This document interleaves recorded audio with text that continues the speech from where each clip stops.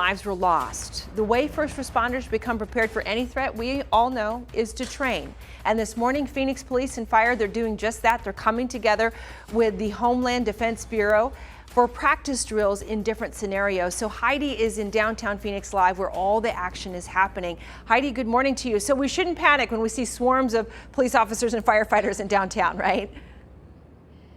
Yeah, exactly. If you work in the area of we're at the Herberger Theater this morning. If you work in downtown, especially in close proximity to the Herberger, don't panic today. We've been trying to tell folks about this because they're going to have a lot of emergency crews running various scenarios. And as you mentioned, Gina, this is all part of their preparedness training because unfortunately we see these shootings, these attacks happening, and they need to be ready. But so do people who work in these areas. So that is another reason that they're doing this. Sergeant Lewis is joining us this morning. We've been trying to let people know about the road closures and the activity.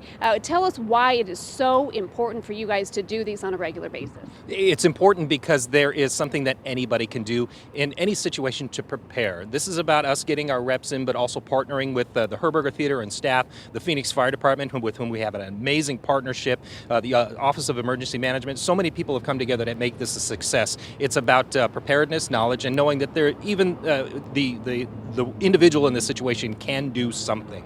And one of the first questions I asked you when we got out here this morning is why the Herberger Theater, why a potential target like this is it important for you guys to familiarize yourselves with? So what we've learned in recent years is that situations where you have a large amount of people can be considered a possible target or assault. Unsuspecting people too. Exactly, but what we need to do in that case is make sure that we turn our eyes outward, look for that suspicious behavior and report it. If you see something, say something.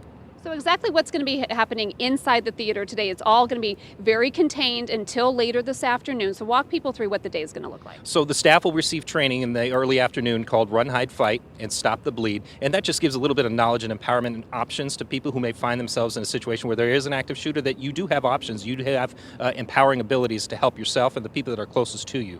From there, we'll go into some drills with some police officers who would be responding to this location. So they work in the area. They're going to get some practice on various tactics and techniques, and then we'll go into the larger full-scale scenarios in the later afternoon. And that's when people around here might see a lot of activity. Again, don't worry, don't call 911 and say what's going on, or don't freak out and call the news stations, because this is, again, all part of a planned response here.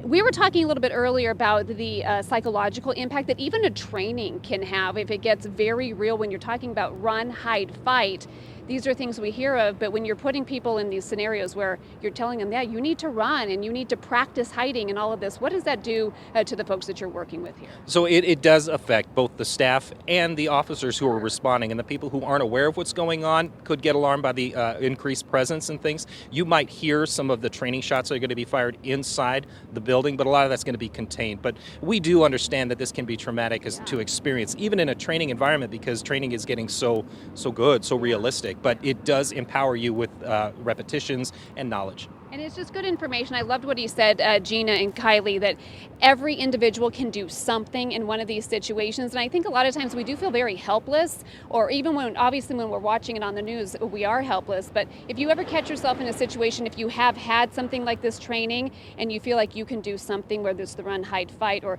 the fight, he said you might sometime have to encounter that person, the more ready you can be, the better off your chances are. So important training happening down here. Again, the traffic restrictions, they're going in place right now. So you guys, right around the Herberger, tell folks really quickly what those restrictions are. So from 2nd to 3rd, from Monroe to Van Buren, we have the meters bagged, and then a couple of different areas the meters are bagged. So parking restrictions are in place. We'll begin seeing barricades and traffic restrictions in the afternoon. Okay, good stuff. So we'll send it back to you guys. Again, a lot of activity happening all the way through 8 o'clock tonight. Heidi, it's necessary training, but what breaks my heart is the fact that our kids are already so used to these kinds of drills. They have active shooter drills in their school. They know what it is to, pull the shade down on their window and get underneath their desks. And it's a sad reality that we live in now. And that's, by the way, is going on all day today, so until 8 p.m. So if you're working or you live around downtown, just keep in mind you will see that activity. Thanks, Heidi.